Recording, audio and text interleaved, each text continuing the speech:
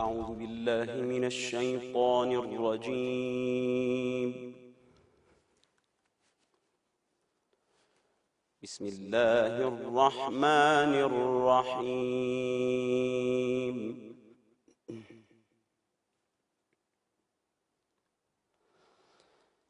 يا أيها الذين آمنوا توبوا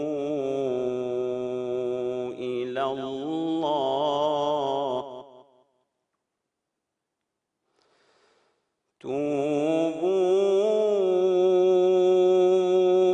الله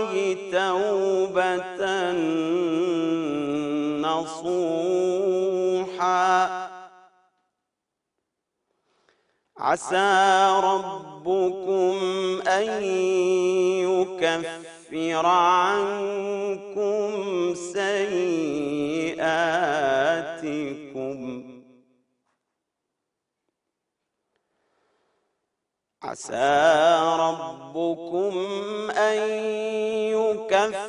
عنكم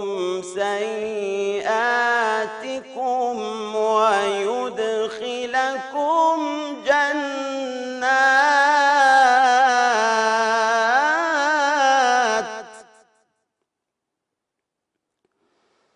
جنات تجري من تحتها الأنهار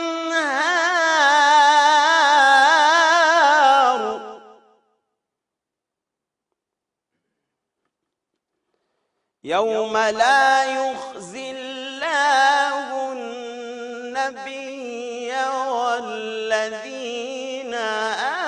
آمنوا معه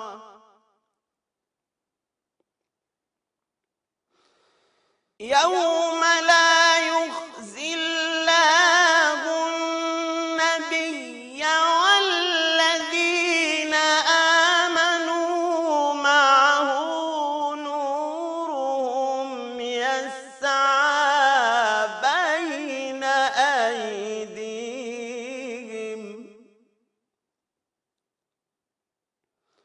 نورهم يسعى بين أيديهم وبأيمانهم يقولون ربنا أتمم لنا نورنا يقولون ربنا أتمم لنا نورنا واغفر لنا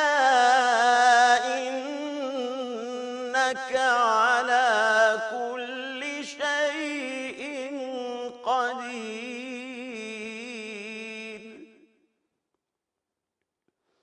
يقولون ربنا أتمم لنا نورنا واغفر لنا إنك على كل شيء قدير. بسم الله، الحمد لله، والصلاة والسلام على رسول الله. خۆشەویستان ئازیزانی خوانی ڕەمەزان، خۆشەویستانی ستۆدیۆ ڕەمەزان، خۆشحاڵم کە لە بەرنامەیەکی زۆر تایبەتدا بە خزمەت ئێوەی خۆشەویست گەشتمەوە. بەرنامەیەم جارەمان زۆر تایبەتە، تایبەت لەگەڵ کەلامی خوایە، لەگەڵ قورئانە. قورئان بەهاری دڵمان و نوری چاومان، بەهار ئاوەدانی ژیان و ماڵ و دڵمان. تەمەناوەکەین کە خوای پەروەردگار لە ڕۆژی دواییە لەگەڵ ئەوانەیە حسابمان بکە، لەگەڵ ئەوانەیە حەشتمان بکە کە نوری قورئان چۆتە سەدریانەوە، چوتە سنگیانەوە. تەمەناوەکەین کە خوای پەروەردگار ئەم ڕەمەزانەمان بۆ بجێڕێ لەوەی کە چۆن قورئان ختمەکەین، ئاوا خوای پەروەردگار ختمی دڵمان بکە بە نوری قورئان، بە مۆری قورئان، بۆەوەی کە لە دوای ڕەمەزانیشا بتوانین قورئانی بژین. خۆشەویستان، بەرنامەی ئەم شەومان یاخود بەرنامەی ئەم جارەمان لەگەڵ زۆر بەڕێز مامۆستا شێخ حسێن بەرزنجی قورئان خوێنی نێودەوڵەتیە. مامۆستا بەخێر بیت. سوپاس بۆ قورئان خوێندنەکەت، خوا پاداشت باتەوە. الحەمدولله، سوپاس بۆ ئێوەش. مامۆستا، قورئان نورە، بۆ ئەوەی کە منەوەربی و تێکەڵبی لەگەڵ قورئانە پێویست بەوەیە کە ئەندازەیەکی زۆر ینی ناسک بیتەوە، یاخود با بڵێن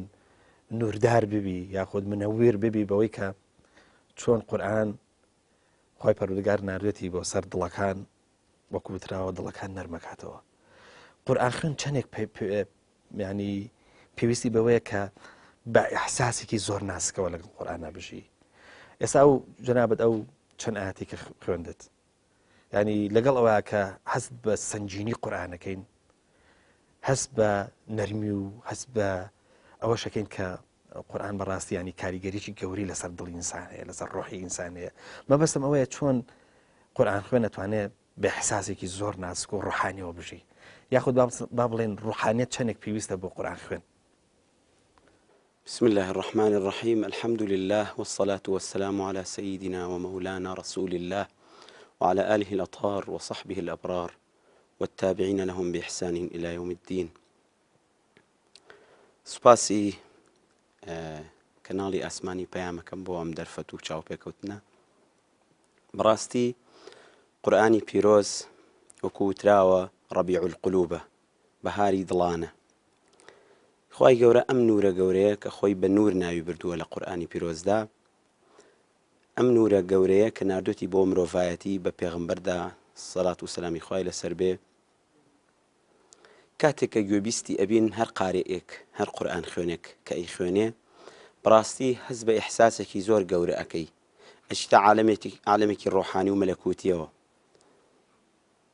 من بۆ خۆم کە گوێم لە قورئان ئەگرت هەر لە مناڵیەوە، هەستم بە شتێکی زۆر تایبەت ئەکرد لە قورئانە، زۆر کاریگەر بوو. یعنی بە تایبەتی ئەو قاریئانی پێشوو وەکو مامۆستا شێخ محەممەد سدیق المەنشاوی، مامۆستا شێخ عەبدولباسط و مامۆستایانی پێشووتر وەکو شێخ مستەفا ئیسماعیل ڕەحمەتی خوایان لێبێت. قورئان خوای گەورە کە ناردوێتی کردوێتی بە دەستور و یاسا بۆ مرۆڤ، لەگەڵ ئەوەشە کە دەستور و یاسایە بۆ مرۆڤ، جانبێکی ڕۆحی زۆر گەورەی تایە کە بە تەرتیل ئەخوێنرێت، گوێی لێ ئەگری، ئیحساسێکی زۆر گەورەی تایە. هەندێک لەو قاریئانی یعنی وڵاتی خەلیج بە تایبەتی کە بە تەرتیل ئەی خوێنن زۆر مهمە، بەڵام لە تەرتیلەکە مهمتر تیلاوەیە، بۆ لەبەر ئەوەی تیلاوە زیاتر دەنگ و ئاوازی تیا بەرجەستە ئەبێ، کە دەنگ و ئاوازی تیا بەرجەستە بوو زیاتر گوێگر وا لێ ئەکا بچێتە عالەمێکی ڕۆحانیەوە، بە تایبەتی کە ئەگەر بێت و گوێ لە مامۆستا شێخ محەممەد سدیق المەنشاوی بگری، بەڕاستی قاریئی ڕوحە، یعنی ئەو تیلاوەی کە ئەی خوێنێت ڕێک بۆ ڕۆحی مرۆڤایەتیە، بۆ ڕۆحی ئینسانە، بۆ ڕۆحی هەموو مرۆڤێکە کە هەست بەوە بکە ئەم پەیامە ئەم قورئانە لایەن خواوە هاتووە. من خۆم کە گوێم لێ ئەگرت زۆر مرتاح بووم بە سەوتی، هەروەها سەوتی شێخ عەبدولباسط بەڕاستی کە من زۆر هۆگری سەوتی ئەو زیاتر بووم، زۆر هەستم بە ئیحساسێکی گەورە ئەکرد. مامۆستا ئەگەر قسە لەسەر ئەم دوو قورئان خوێنە بکەین، شێخی مەنشاوی و لەگەڵ شێخ عەبدولباسطە، هەمیشە کە جۆرێک لە تیلاوە خوێنرێ، یاخود ئەو شێوازەی کە ئەم دوو مامۆستا بەڕێزە بەکاریان هێناوە کە لەیەکە و نزیکن، وە تەسەووری شەکەم کە شێخی مەنشاوی ئەبێ ئوستادی شێخ عەبدولباسط بوو بێ. هەمیشە خەڵک وا ئەزانێ کە ینی گوێگر وا ئەزانێ کە ئەم ئوسلوبە تەنایی عەبدولباسط عەبدولسەمەدە، بەڵام نازم جیاوازییان هەیە، ئەم دوانە جیاوازیان هەیە لە شێوازی خوێندنەکەیان. شێوازی خوێندنەکەیان من مەبەستم هەڵبەت تەرتیل نییە، تیلاوەکەیان تیلاوەکەشیان طبعا جیاوازی هەیە و هەر یەک مەدرسەیەکی تایبەتن، ئیسفادەیان لە یەکتری کردووە. بۆ نمونە شێخ عەبدولباسط هەندێک حرکات ئەکا لە کاتی تیلاواتە مەبەستم لە حرکاتی سەوتیە کە ئەیکات شێخی منشاوی کردوێتی مامۆستا شێخ محەممەد صدیق المنشاوی ئەو حرەکەی ئەو کردوێتی ینی شێخ محەممەد شێخ عەبدولباسط ڕەحمەتی خوای لێبێ هەندێک شتی لێ وەرگرتووە حتما شێخی منشاوی ئیسفادەی لە عەبدولباسط کردووە بەڵام لە تەمەنە شێخی منشاوی گەورەترە و لە پێشترە ئەمما ئەو فکرەی کە هەیە کە ئەڵێن مامۆستایی بۆ باوەڕ ناکەم مامۆستا بن لەسەر چاوەکی وانم بینی بۆ کە مامۆستایە بەڵام زۆر هۆگری یەک بوون زۆر سەفەراتیان بەیەکەوە بووە زۆر وڵات گەڕاون بەیەکەوە زۆر متعلق بوون بەیەکەوە جیاوازی نێوان سەوتەکەیشیان سەوتی شێخ عەبدولباسط طبقەیەکی زۆر بەرزی تایە ئیسە دێنە سەرباسی طبقەکانی سەوت شێخ عەبدولباسط قەراری زۆر بەقووەت نییە طبقەیەکە لە طبقاتی سەوت پێوترێ قەراری بەقووەت نەبووە بەڵام جواب و جوابی عالی و جوابی بەڕاستی سەوتێکی یعنی وەصف نەکراوی هەیە یعنی وەصف ناکرێت بەڵام شێخی منشاوی لە سەر شێوازێک ئەخوێنێ زۆر احتیمام نایە بە جواب و طبقەی بەرز قەراری بەقووەتە بەڵام بە مەدرسەیەک و بە ڕێتمێک و بە ڕێچکێکی تایبەت بەخۆی ئەڕوات بەڕاستی جیاوازیان هەیە لە سەوتەکان دەکرێت ئەگەر بە کورتیش بێ جیاوازێکە مەسەلەن بینەر بیبیستێ بۆ نمونە شێخی منشاوی ڕەحمەتی خوای لێبێ بەم شێوازە قورئان خوێنێ أعوذ بالله من الشيطان الرجيم بسم الله الرحمن الرحيم اقرأ باسم ربك الذي خلق خلق الإنسان من علق اقرأ وربك الأكرم الذي علم بالقلم علم الإنسان ما لم يعلم شيخي منشاوي تقريبا بشوازك أخوانية طبقي صوتي قرة طبقيك يعني شلون بيوتري طبقيك مساحيك واسعة هي لصوتها بلام شيخ عبدولباسط دني تسكترو باريكتره مثلا شيخ عبدولباسط كقرآن أخوانية بسم الله الرحمن الرحيم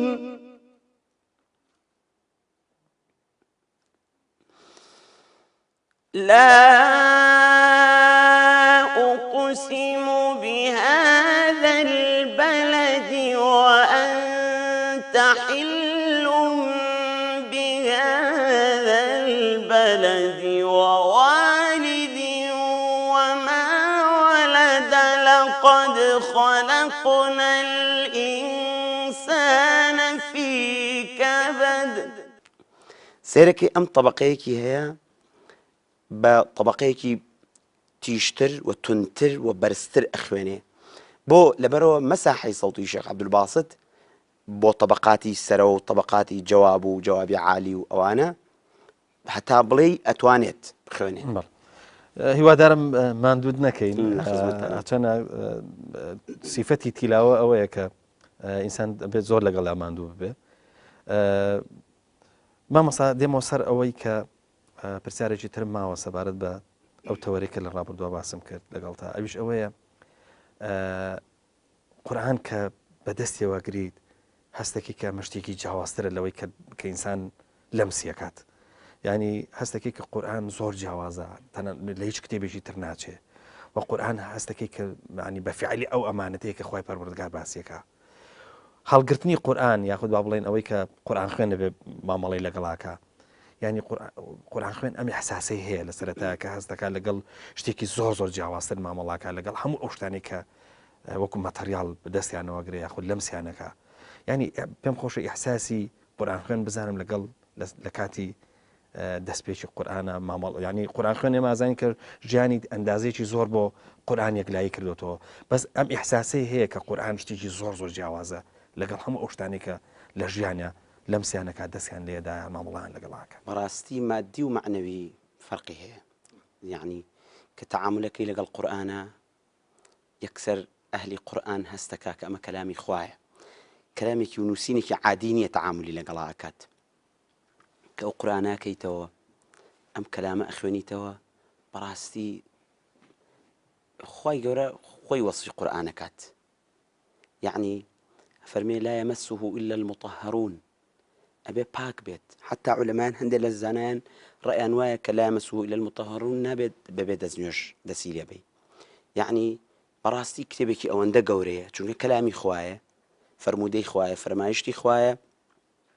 تەعاملکردن لەگەڵ قورئانە ئیحساسێکی زۆر گەورە، بە تایبەتی ئەوانەی کە بەردەوام لەگەڵ قورئانن و قورئان ئەخوێنن و گوێ لە قورئان ئەگرن، بەڕاستی هەست بەم ئیحساسە ڕوحیە گەورە ئەکەن کە ئەمە کتێبێکی ئاسایی نییە کە ئەمان تەعاملی لەگەڵا ئەکەن. و زۆر جار بەڕاستی ئەوانەی کە گوێ لە قورئان ئەگرن و ئەهلی قورئانن کە گوێ لە قورئان ئەگری بە دەنگێکی خۆش بۆ لێکێک لەو دەنگ و ئاوازە خۆشانەی کە قاریئە گەورەکان قورئانیان پێ خوێندووە شتە عالەمێکی ترەوە. ئەم کەلامە گەورەیە، یعنی زۆر جار مامۆستا شێخ عەبدولباسط بەڕەحمەت بێ ئەڵێن نزیکەی سەرووی 90 کەس هەر بەس بە دەنگەکەی کە گویان لە دەنگی بۆ موسڵمان بوون. بەڕاستی ئەمە موعجیزەیە کە یەکێک لە موعجیزەکانی قورئان ئەوەیە کە کۆمەڵە خەڵکانێک زۆر ڕۆشن فکر ڕۆشن بیر ڕای کێشاوە بۆ لای خۆی، وەکو چۆن ئەڵێ هین کێشی مغناتیسی ئەم ئینسانی ڕاکێشاوە بۆ لای خۆی. قورئان ئەمە دلیلە کە قورئان موعجیزەیە و کەلامی خوایە، وابێ تەعاملکردنی لەگەڵیا جودا بێ لەگەڵ تەعاملکردن. زۆر ڕاستە، من مەبەستم ئەوە بوو کە قورئان خوێن لەگەڵ کەسێکی کەی ئاعتیادی، یعنی کەسێکی کەی سادە و ساکار کە مەسەلەن بۆن منە لەوانەیە ئەو نەژیانی لەگەڵ قورئانە نەبێ، بەس لە ڕێگای گوێەوە مەسەلەن بیبیستێ، ئەبێت جیاوازەکە ئەمە بێ. من مەبەستم زیاتر لەسەر ئەمە بوو کە قورئان خوێن زیاتر هەست بە ئەو ئەمانەتە بکا کە خوای پەروەردگار باسیەکە لە قورئانی پیرۆزە. قسەکەمان لەسەر خودی ئەمانەتەکە، ئەم ئەمانەتە چەندێ گرنگە. ئەم ئەمانەتە زۆر گرنگە. حەزەتی عایشە کە باسی ڕەوشتی پێغەمبەرەکە صلی الله عليه وسلم فەرمی كان خلقه القرآن، کەوابێ ئەوەی کە قارئی قورئانە، صاحبی قورئانە، حتا پێغەمبەر صلی الله عليه وسلم بە صاحب ناوی بردووە، نەیوتوە قارئ القورآن،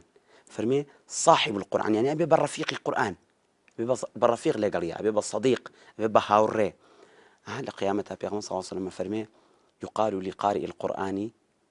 اقرأ وارتقي، بخوێنە و بەرز بەرەوە، يعني فإن منزلتك عند آخر آية تقرأها. يعني بەڕاستی قورئان ئەبێ قارئی قورئان کۆمەڵێک صفاتی زۆر گەورە لە خۆیان بەرجەستە بکە کە هەرگیز لە کەسی ترا نەبێ. ئەبێ دەمی پاک بێ، بێ تەعاملی لەگەڵ خەڵکا نەرم بێ، ئەبێ سنگ فراوان بێ لە بەردەم ڕخنەی بەرامبەر، ئەبێ کۆمەڵی صفاتی جوان کە هەر کەس بیبینێ بزانێ ئەمە ئەهلی قورئانە، ئەمە صاحبی قورئانە کە پێغەمبەر صلی الله عليه وسلم ئاماژەی بۆ کردووە. مامۆستا با بێنە سەر ئەوەی کە یەکەم جار تۆ قەدەرت چۆن کەوتە سەر قورئان، کەوتە گەڵ قورئان، چۆن ئاشنا بووی بە قورئان، یەکەم جار یعنی چۆن بوو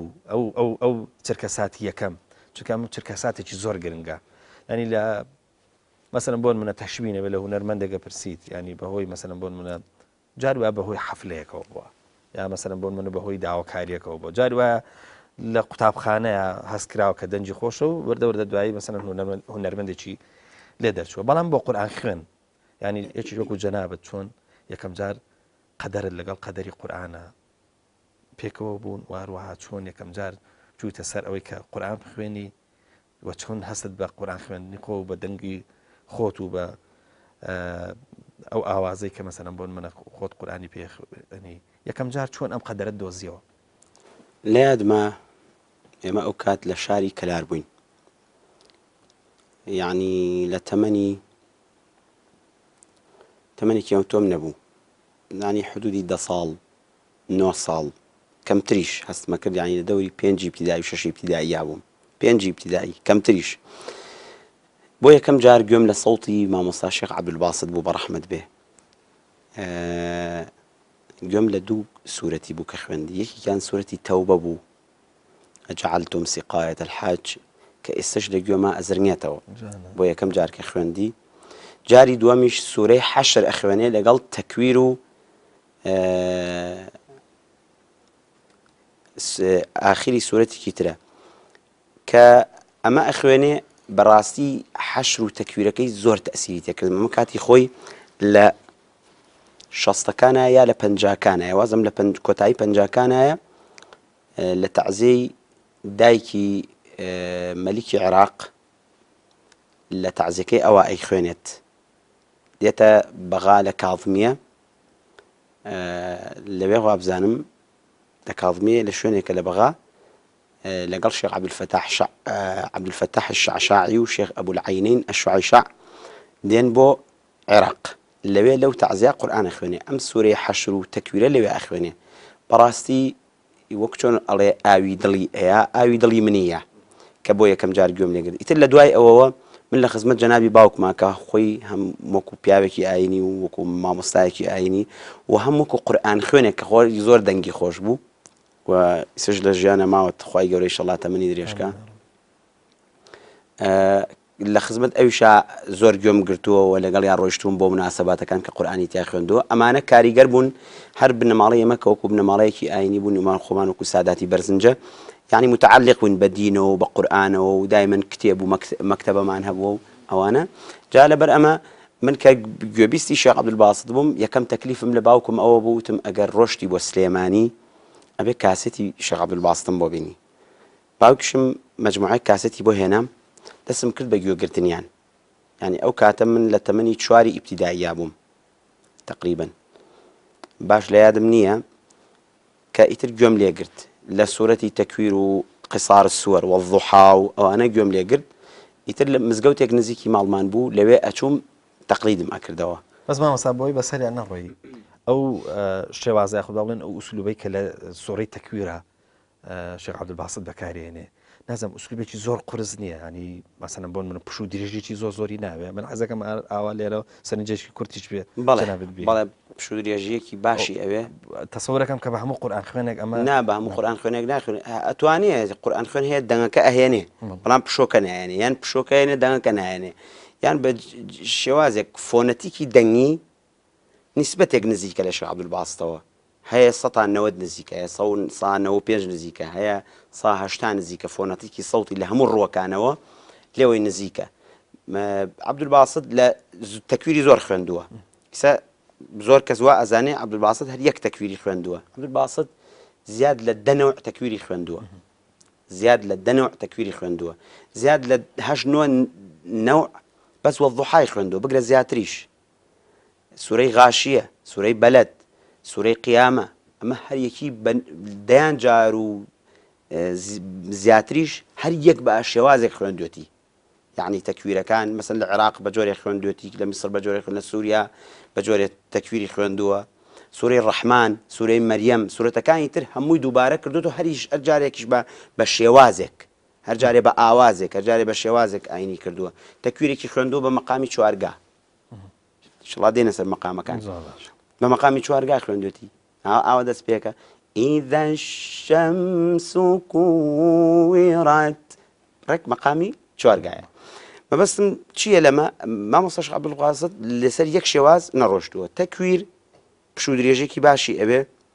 قووەتێکی سەوتی ئەوێ لە گەرووی ئینسانە ئەو قووەتە هەبێ بتوانێ ئەو قووەتە بێنێ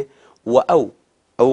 وەک چۆن پێڵێن قۆرتی پێڵن یاخود لەرەیەکی پێڵن لە سەوتا بتوانێت ئەو لەرانە وەکو خۆی بێنێ ئەگەر دروست بێ ئەو نازانم ئەو یاریکردنەش بە سەوت لێرەیە نازانم یا با بڵێن ئەو جوڵەی کە بە سەوتێکە بە تایبەتی لە مەدەکان و اینجا گرتنەوە و قەتەعکردنی و دووسان دووبارەکردنەوەی لە تەکویرە هەست ینی بە حاڵەتێکەکەی کە زۆر حاڵەتێکی مەسەلەن بۆن منە پڕەپڕ هەزەکەی کە ئەم قورئان خوێنە بەڕاستی عەبدولباسط بە تەکویر ناسراوە من واڵێ من ڕێی خۆم وایە باشە مامۆستا پرسیار ئەمە ببەسمەوە بە سروشتی کوردستانەوە یعنی تۆ سەرێکی لەسەر ئاستێکی زۆر فراوان عەبدولباسط بە تەکویر ناسراوە ئەم شێوازی خوێندنی شێخ عەبدولباسط لەگەڵ سروشتی ئێمە لەگەڵ ئەم بەرزایی و نزمی و دەنگدانەوە و منیش زۆر ئەڵێم ئەگونجێت ئەڵێم زۆر باشتر ئەگونجێت وەک لە وجەوەی ئەویتیا بووە بەڵام سبحان الله با ئەوەش بڵین عەبدولباسط خۆی بە ئەسڵ کوردە لا شەک کە کوردە من 2 ساڵ 3 ساڵ پێش ئێستا کە سەفەرێکی ئێرانم هەبوو چاوم بە قورئان خوێنی گەورەی ئێران کرد کەوت مامۆستا کەریم مەنسووری ئەوەی مەقتەعی دەنگە خۆشەکەی هەیە لە سوورەتی یوسف لە فلیمەکەی یوسفە مەقتەعێکی سوورەی یوسف ئەخوێنێ لەوێ من چاوم پێکەوت جلێکی کوردیم لە بەرابوو لە مسابقاتێکی نێودەوڵەتیە کە چاوی پێم کەوت هەر لە دوور وتی عەبدولباسیتیش کوردە بە عەرەبی وتی عەبدولباسیتیش کوردووە کە جلە کوردیەکەی لەبەر من نابینی مەبەستمەوەیە مامۆستا شێخ عەبدولباسیت سوورەتی خوێندووە یعنی ئاەتانێکی خوێندووە لە قورئانی پیرۆزدا بەڕاستی شبه مستحیل هێنانی من بە مستحیلی ئەزانم وەلەو مستحیلیش نییە لە لای خۆی پەروەردگار کە کەسێک بێنێ لە عەبدولباسیت بە قووەتر بخوێنێەوە وەکو عەبدولباسیت بەڵام ظاهیرەن تا ئێستا من نەمبینیوە تەقلیدی زۆری کراوە من خۆمێکێکم لە مقەلیدانی ئەوەلە بدایەتەوە وەلەو ئێستا لە ڕێچکەی تەقلید لام ماوە چونکە تەقلید عمری کورتە مامۆستا شێخ عەبدولباسیت خۆی لە لیقائێکی تەلەڤیزیۆنی ئاڵێ بەزار خۆی عادەتەن هەر خۆی سروشتیە یەکەم جار کە دەست پێ هەموو قارەیەک بە تەقلید دەست پێکا وە زۆربەی زۆری قاریئەکان حتا کۆنەکانیش ئەوانەی وڵاتی میسریش زۆرێکیان ئەوانەی دوای عەبدولباسیت هاتوون لە پێشە تەقلیدی عەبدولباسیتیان کردووە دوایی ڕێچکەیەکیان بۆ خۆیان دۆزیوەتەوە زۆر ڕاستە با بێنە سەر خۆت ئەو لەحزەیە کە گوێ لە دەنجی خۆتە بێتەوە بەڵام لە ناو چۆنەڵی لە فەزایەکی گشتیە بە ئاوا بڵم تو یەکەم جار لەکوێ قورئانت خوێن لە شوێنی گشتیە و بە چی بەشداریت کرد دەتوانانی ئێستا مەسەرم بۆن منە ینی بە فلاشباکێک ئەگەر خێراش بێ بگەڕێیتەوە بۆ ئەو لەحزەیە بۆ ئەو مناسبەیە و تۆزێکیش لەو قورئانەمان بۆ بخوێنی کە لەو مناسبەیە خوێندوتە یەکەم جار لە مزگەوتی حاجی شێخ ئیبراهیمی قادر کەرەم کە بە ناوی مزگەوتی شێخ حەسەنی قەرەچێوار کە ئەو کات من تازە هاتوچۆی ئەو مزگەوتەمە کە ڕۆژانی جومعان بیدایەتی نەوەتەکان بوو مامۆستا دلێر گەرمیانی یادی بەخێر ئەو کاتە تازە وابزانم بوو بە ئیمامی ئەوێ یان نەبوو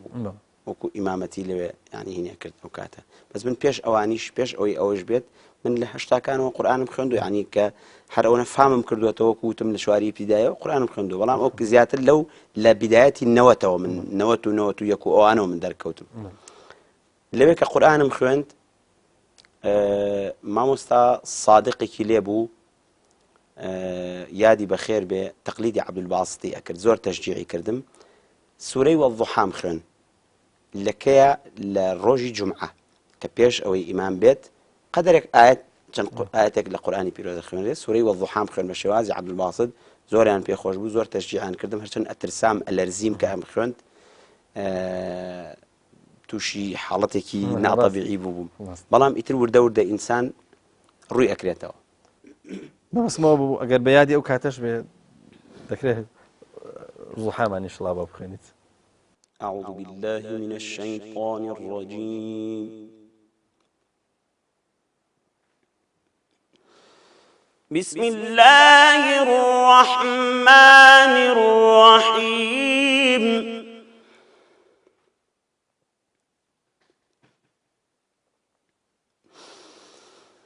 والضحى والليل إذا سجى ما ودعك ربك وما قلى وللآخرة خير لك من الأولى ولسوف يعطيك ربك فترضى هذا سبعة يا أخوة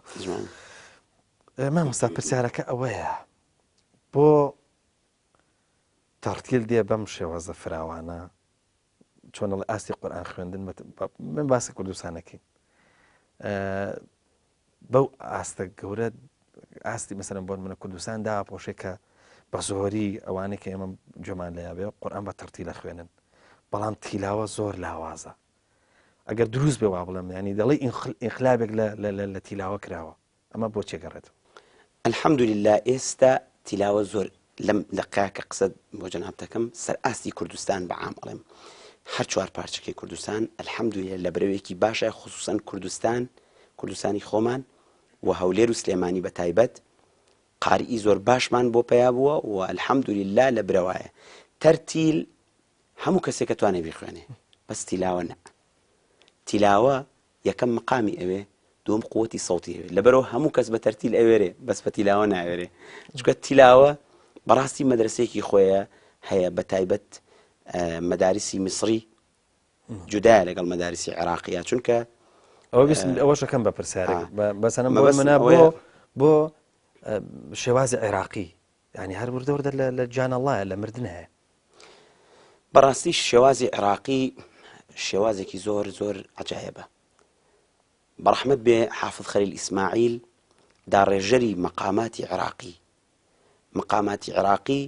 طبعا ئێمە لە ئەسڵە مقامەکان لای میسرەکان و لای عێراقیەکان و لە شوێنانی تریش حەوت مقامە مقامی ڕئیسی حەوتەوە بەلای هەندێک کەسەوە بێ بەهەشت یان لە وشەی صنع بسحر کۆ بێتەوە یا صنع بسحرك صادەکە سەبایە نونەکە نهاوەندە عینەکە عەجەمە باشە عەجەم لە چوارگاشەوە نزیکە چوارگا و عەجەم یەکێکە تەقریبن باءەکە بەیاتە سینەکە سێگایە حاءەکە حیجازە ڕاءەکە ڕەستە کافەکە ئەگەر بۆ ئیضافەکەی کوردە هەواڵم پرسیوە کە کورد یانی چی ئەڵێ لە کوردەوە وەرگیراوە ئەو مەقامە جا ئەم حەوت مەقامەیە ئەم هەشت مەقامە فەرعی لێ بێتەوە لە میسریە فەرعەکانی زۆر کەمن مەسەن لەو فروعاتانەی کە دروسە بێ هوزام تقریبا لە سێگاوە نزیکە مەسەلەن لە سەباوە سەبا زەمزەم نزیکە مەسەلەن لە بەیاتەوە یان بڵێن هەندێک ئەڵێ بەیات بەشێکە کورد بەشێکە لە بەیات یعنی مەسەلەن لە بەیاتی حوسەینی بەیاتی شووری بەیاتی نەوا ئەمە لێ دروسە بێ ئەمە لە لای میسرەکان شتێکی ترمانەیە پێوترێ ڕەمەل فەرعی نەغمەی ڕەمەل مەسەلەن هەمانە پێوترێ زەنجەران سوزناک مامۆستا منشاوی زۆری پێ خوێندووە بە تایبەتی لە سورەی فاتحە لەو مەقتەعی ئەخیرا کاڵێ غير المغضوب عليهم ولا الضالين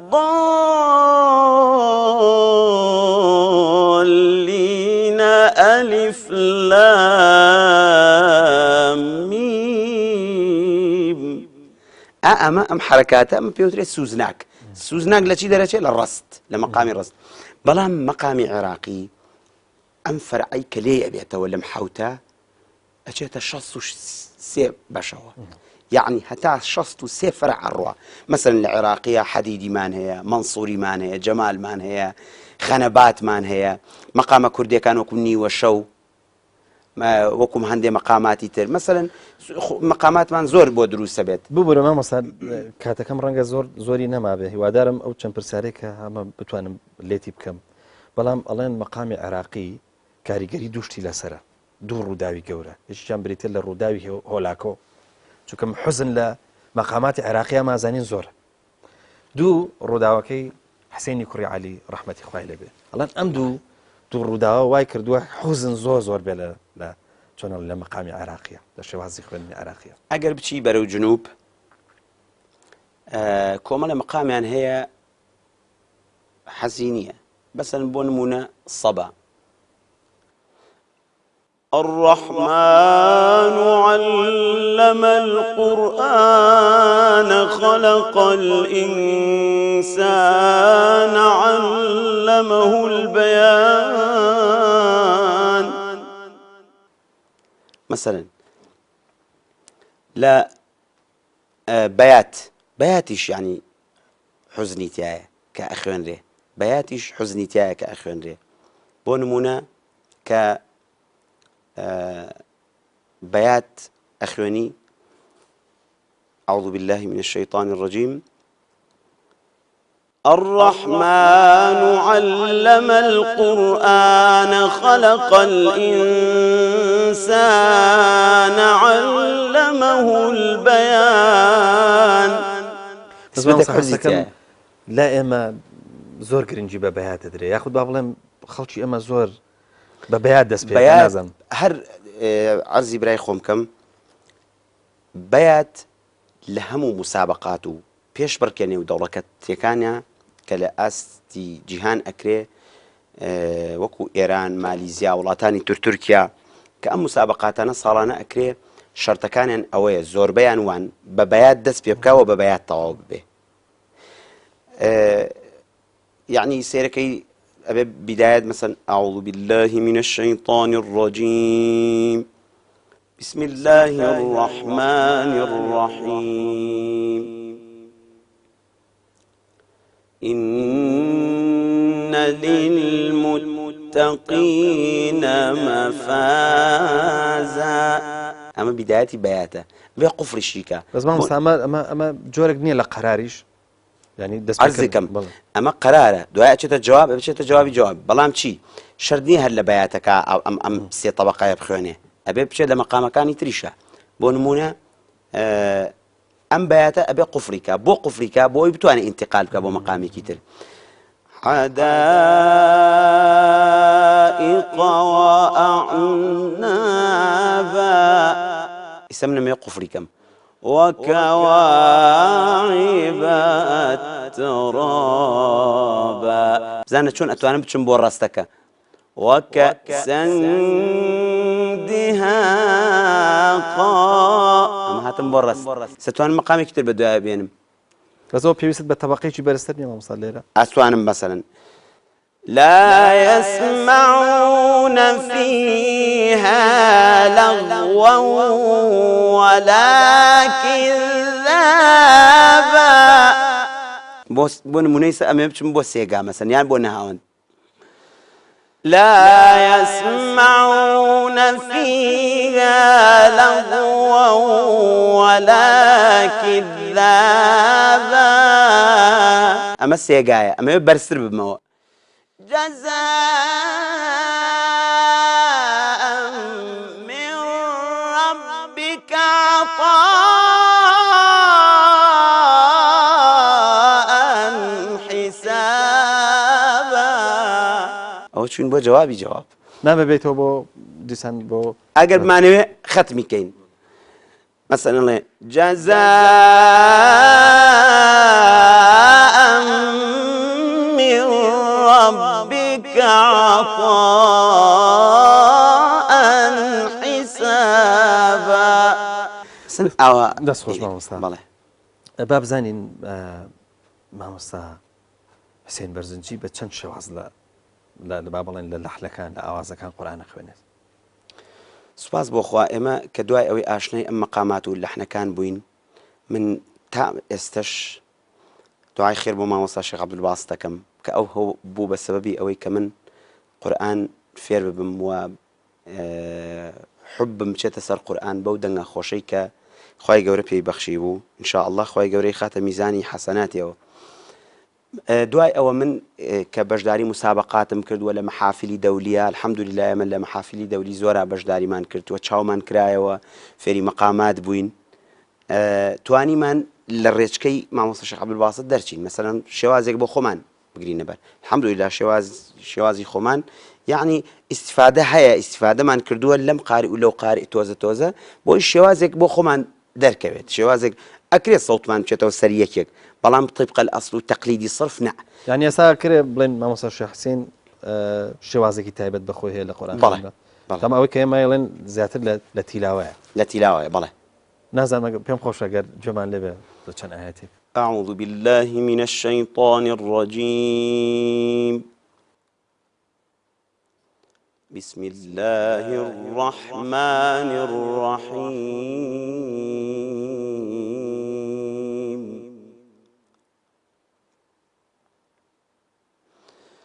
وكذلك أوحينا إليك روحا من أمرنا ما كنت تدري ما الكتاب ولا الإيمان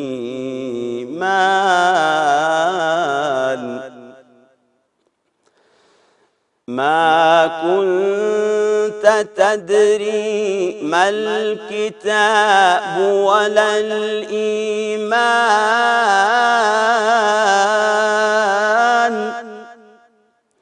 ولكن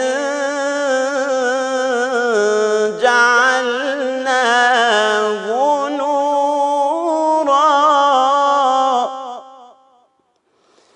نورا نهدي به من نشاء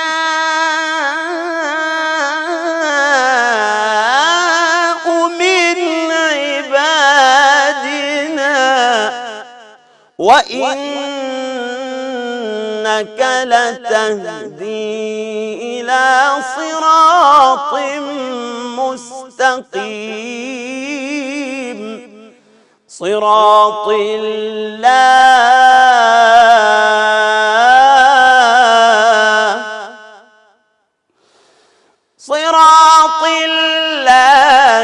الذي له ما في السماوات وما في الأرض ألا إلى الله تصير الأمور صراط الله الذي له ما في السماوات وما في الأرض ألا إلى الله تصير الأمور. خۆ پاداشماتەوە سوپاس مامۆستا. بەس دەکرێت پرسیاری ئەوە بکەین بڵێن ئەمە دەکرێت متور بەکردنی شێوازی قیڕاعەی میسری لەگەڵ تێکەڵکردنی بە ئەندازەیەک لەگەڵ شێوازی قیڕاعەی عێراقی بێ؟ چونکە شێوازی مەدرسەی عێراقی شێوازێکی زۆر جیاوازە لەوەی کە میسری پێی ئەخوێنێت. میسری شێوازەکەی تۆزێک خاوترە و نەفەسێکی زیاتری ئەوێ و وەکوتم مەقامەکانیان مەحدودە لەسەر چەند مەقامێکی مەحدود ئەخوێنن. ئەمما عێراقینە تۆزێک سورعەتی پێوە دیارە و مەقامی عێراقی مەقامەکانیان لە ڕووی مەقاماتەوە زۆر دەوڵەمەنن لەبەرەوە قاری عێراقیەکان بە تایبەتی مامۆستا حافظ خەلیل ئیسماعیل بە ڕەحمەت بێ زۆر شارەزا بووە لە مەقامات و بە هەموو جۆرە مەقاماتەکان کە پێیان خوێندووە دیارە مەقاماتی عێراقی و شێوازی خوێندنی عێراقی زۆر زۆر فەرقی هەیە لەگەڵ شێوازی میسریە. مامۆستا فێربوونی ئاوازەکان بەڵێ چۆنەڵی بە تەقلیدا بە لاساییکردنەوە ئینسان فێرە بێ یاخود دەبێ ڕێگایکی علمی هەبێت یان بەسەر بۆن من شێوازێکی زانستی و ئەکادمی هەبێت. مەسپاس بۆ خوا ساڵی پار لە سەنتەری ئیقرا خولێکمان کردەوە کە نزیکەی 75 کەس مۆڵەتیان وەرگرت لەو لە لای بەندە سوپاس بۆ خوا فەزڵی خوایە 75 کەس مۆڵەتیان وەرگرت لە زانستی مەقامەکان لە بواری مەقامات و نەغەماتی قورئان. فێربوونی مەقامات شتێکی ناڵێم قورسە بەڵام ئاسانیش نییە. هەوڵ و مانووبوونێکی ئەوێ ئەبێ بە دوو بەشێکی نەظەریە ئەبێ بە نەظەری بزانی چۆنە بەڵام بەشە زۆر گرنگەکەی سەماعیە یان عەمەلیە. بە عەمەلی ئەبێ تۆ گوێ بگری لەم قاریە. بۆ نمونە من ئەڵێم مەقامی سێگا کە تۆ مەقامی سێگا بۆی فێر ببی هەموو مەقامی سێگا لە هەر شوێنێک گوێ لێ بگری بە عێراقی بێ یا بە میسریە بێت تۆ یەکسەر فەرقی بکەی بزانی ئەمەیە. بۆ نمونە ئەمە بە شێوازی عێراقی سێگایە. الرحمن علم القرآن خلق الإنسان علمه البيان. طبقي قرار. الشمس والقمر بحسبان والنجم والشجر يسجدان. هر عيني آيات بمصري بوتخينمو الرحمن علم القرآن خلق الإنسان علمه البيان. بس يك نقطة جرينك هي ليرة أبي قارئ قرآن أو كبتلاوة قرآن خوانه بتواني بيات أو بياتي عبد الباسط خوندوتي أو بياتي منشاي خوندوتي أو بياتي شيخ شحاد محمد أنور خوندوتي أو بياتي شيخ مصطفى إسماعيل خوندوتي أو بياتي شيخ محمد رفعت خوندوتي أو بياتي سيد متولي خوندوتي أو بياتي مثلا شيخ الزناتي خوندوتي أو بياتي محمد عمران خوندوتي هم اللي يك جاكاته هري كان بجورك بياتي يعني بس هموش بياته هموي بياته قارئ هبو زور مشهور بو بمقامه مثلا نقول الشيخ سعيد عبد الصمد الزناتي برحمة به بيوتري ملك الحجاز الحجازة باشي كسينياو شيخ محمد عمران لكردا زور مشهورة لكردا مشهورة مثلا الشيخ منشاوي زور حزيل السيقابو كالسيري زور حزيل لنهاوندا شيخ مصطفى إسماعيل حزي زور لنهاوندا للسيقا هي مثلا لا بيات حزي زور ليبوه كسيركي براستي هريكيان لمقامك زور إن بونا فير بوني مقامات وكوتم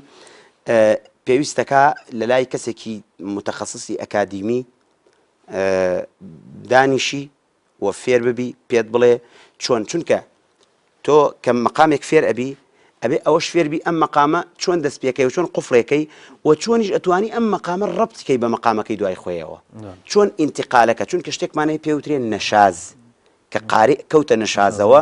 هم مقامتك كان ليتك شيء لبروا أبي بزاني أو الربطة شيء اللي بيني أم مقامة كإيجاني بمقامة كيتر باشان شريكي جرينتر كلياد ما نتشي همو آياتك ببيات ناخونري همو آياتك بصبا ناخونري همو آياتك بسيقا ناخونري آياتي حزن بصبا بيخونه آياتي من السورة قاف بلى آياتي عذابي كافرين وظالمين بصبا بيخونه عندك آيات هي مثلا باسي حزني كسكا مثلا سير باسي حضرتي يوسف أكا لقرآن سيركي بحجاز بيخونه يا بياتي حزن بيخونه مثلا أو آياتاني باسي بهشتكا بنهاون بيخونه بشوارقا بيخونه يعني ما بس موي أمانش أبي توزانياري تيها بي باشان بين السر أويك لياد ما نتشي طبقات الصوت يعني مسيا جور طبقات ماني كبوي بكار بيني طبقيك ماني بيوتري قرار طبقيك ماني بيوتري جواب طبقيك من هي بيوتري جوابي عالي لا عندك هي بيوتري جوابي عالي يا هي بيوتري جوابي جواب هاي شغله جوابي جواب هرنيه هر جوابي عالي بيوتري يا جوابي بيوتري بلام شوازي جواستر جاء ما بس ملوية هم طبقات الصوت كان أبي أو قارئة بزاني مداي صوتي خوي أتواني قراري بقوته لقرار زعيفنيه أتواني سركي بو جوابي جواب أجر نتوانيت أزاني أكويته حلوة وأكويته النشازة وأكويته تشنجات حنجرة وتيكيدا ولا الريتشكي تلاوتك لا يبا مفروزة خوينا خاطئ أو مجازفة أو مجازفة نكا مثلا قارئي واهي جوابي زور بأساني بودت قارئ واهي جوابي بوناية قارئ واهي مثلا لقرارة بقوته بس كأشيت الجواب ضعيفة أمانة هم يتر خواهي پروردگار أي بخشي بإنسان دنا كان شمو يوك يكنية ما صبا بين السر أويك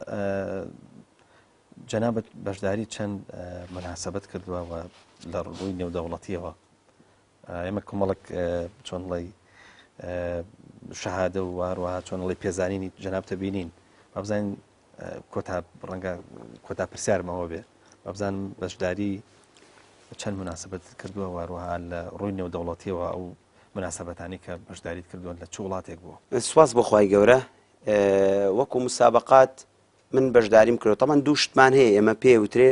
یەکیان پێوترێ پێشبڕکێ مسابقاتێکیان پێوترێ ئاهەنگ و تیلاواتی مەجلیسی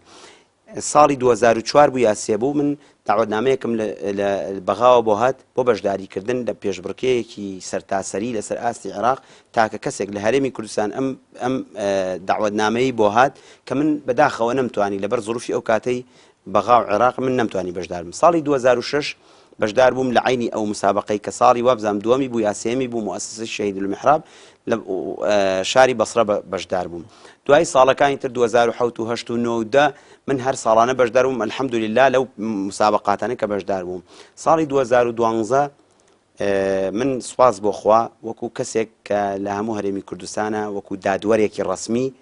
لە گەورەترین پێشبڕکێی سەر تاسەری هەموو عێراقا من وەکو دادوەر هەڵبژێرام لە شاری محافظەی میسان پارێزگای میسان کە شاری عەمارە بەڵێ وەکو لیژنە لە لوژنەی تەحکیم لەگەڵ چەند قورئان خوێنێکی میسریە پێکەوە من لە لوژنەی تەحکیم بووین لە ئەو پێشبڕکەی کە بۆتە سەرتاسەری هەموو عێراق بوو. ئەو ساڵە من بەشداریم کرد لە پێشبڕکەی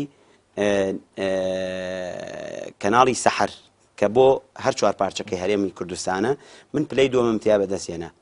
دوای ئەو بەشداریم کرد لە مسابقەی ئینە لیلموتەقینە مەفازە لە کەناڵی کەوثەر کە پێشبڕکەیەکی نێودەوڵەتیە زیاتر لە 7 وڵاتیایە بەشدار بوو. بەندە بە سوپاسی خوای گەورە ئەکەم کە توانیم پلەی پێنجەم لەسەر ئاستی نێودەوڵەتی و جیهان بەدەست بێنم لەوێ. پاشان لە ساڵی پار لە وڵاتی ئەردەن پێشبڕکەیەکی نێودەوڵەتی کرا کە ئەویش لەسەر ئاسی عالەمی ئیسلامی بوو نێودەوڵەتی بوو بەشێکی مەحەلی بوو بۆ خۆیان بوو بەشێکی نێودەوڵەتی بوو لەسەر ئاستی نێودەوڵەتیەکەی کە لەسەر ئاستی عالەمی ئیسلامی بوو. من توانیم پلەی یەکەم بەدەست بێنم سوپاس بۆ خوا فەزڵێکی گەوری خوایە کە بەسەرمەوەیە. هەروەها لە چەندەها مەحافیلا بەشداریم کردووە. ساڵی 2012 داوەت کراوم بۆ وڵاتی هیندستان لە چەند مەحفەلێکا لە وڵاتە قورئانم خوێندووە. لە وڵاتی ئێران 3 کڕەت بانگێش کراوم بۆ شاری سنە و بۆ شاری زاهیدان پێش چەند ڕۆژێک چەند هەفتەیەک پێش ئێستا کە لایەن برایانی ئەهلی سونە و جەماعەتەوە لە شاری زاهیدان لە ئێران بەشداری چەند تیلاواتێکی مەجلیسیمان کرد لەگەڵ برای ئازیز و خۆشەویستم مامۆستا گۆران لە هەڵەبجە. هەروەها لە شارەکانی عێراق زۆربەی شارەکانی عێراق لە کەربەلا لە نەجەف لە بەغا لە بەسرا تیلاواتم هەبووە و سوپاس بۆ خوا دعوەتنامەی تریشم بۆ هاتووە. ئینشاڵڵا من مفاجئەیە بۆ وڵاتی هند دووبارە دعوەتنامەم بۆ هاتوۆتەوە و دعوەتنامە بۆم هاتووە حتا بۆ وڵاتە ئەوروپیەکان یعنی یەکێک لەوانە وڵاتی بەریتانیا کە لایەن مسلمانانی ئەوان ئەوێەوە ئەو دعوەتنامە بۆ هاتووە. سوپاس بۆ خوا. دعوەتنامە بۆ پاکستان دعوەتنامە بۆ وڵاتی مالیزیا ئەم دعوەتنامانش هاتووە ئینشاءڵڵا لە کاتی ترە خوای گەورە بیکا بە قسمەتمان بەشدار بین. شێخ حوسێن من سوپاس دەکەم لەوانەیە ببوورە کە چاوپێکەوتنەکەمان چاوپێکەوتنێکی لە پڕ بوو بە ئاوا بڵێم ڕەنگە وەکو پێویست من نەمتوانی بە ینی پرسیاری باش لێ بکەم بۆی کە تۆ بەدڵی خۆ وەڵام بیتەوە بەڵام ئەگەر لە ماوەی یەک خولەکە ڕێگەت بدەم بەوەی کە ئەگەر شتێکم نەوت بێت درکم نەکرد بێت جەنابەت بفەرموو. من سوپاسی خوای پەروەردگارەکەم بۆ ئەم فەزڵە گەورەی کە داوێتی بە من بەڕاستی هەرچەندێ سوپاسی بکەم هێشتا هەر کەمە چونکە فەزڵێکی زۆر گەورەیە حورمەتێکی پێبەخشیون خوای گەورە بەهۆی ئەم قورئانەوەیە. داواکارم ئینشاءڵڵا خوای گەورە زیاتر ئاشنامان بکا بە قورئان و لەگەڵ ئەو برا قورئان خوێنانەمان کە لە هەولێرن و لە سلێمانین و لە هەڵەبجەن و لە شوێنەکانی تر و لە حتا لە کوردستانی ئێرانیش کە قورئان خوێنانی چاکمان هەیە ئینشاءڵڵا خوای گەورە هەمومان لەگەڵ قاریئانی تریشە خوای گەورە هەمومان ئینشاءڵڵا لە بەهەشتا کۆ بکاتەوە و لە خزمەت حەزرەتی ڕەسوڵ الله صلی الله عليه وسلم. کاک شێخ من ئەمە کۆتایی پێبێنم بەڵام ئەوەی کوتراوە ختام و میسێک من حەزەکەم دوای کە من ماڵاوایم کرد بۆ چۆنەڵی بۆ جوانکردنی مەجلیسەکەمان بۆ منەوەرکردنی چونکە ئەمەش مەجلیسە بەتەشیر من و جەناب و هەروە کاک کۆسار و کاک محەممەدیش کە کامێرەمان لەگەڵمانە ئینشاءڵڵا پێم باشە کە جەنابەت کۆتایی پێبێنی بە چەند ئاەتێک لە قورئانی پیرۆز. بەڵە خۆشەویستان ئەوەی پێشکەشمان بەرنامەی تایبەتی ئەم جارەمان بوو لە ستودیۆ ڕەمەزانە لەگەڵ زۆر بەڕێز مامۆستا شێخ حوسێن بەرزنجی قورئان خوێنی نێودەوڵەتی من زۆر سوپاس دەکەم لێرەوە ماڵاوایتان لە یەکەم و خواتان لەگەڵ. أعوذ بالله من الشيطان الرجيم.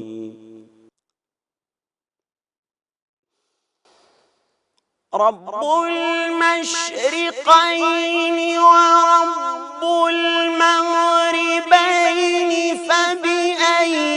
آلاء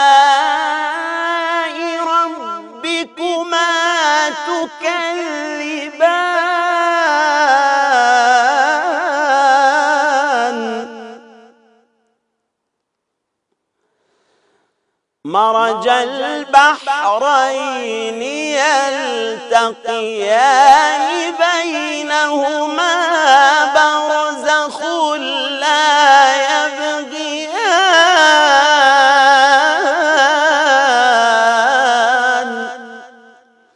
فبأي آلاء ربكما تكذبان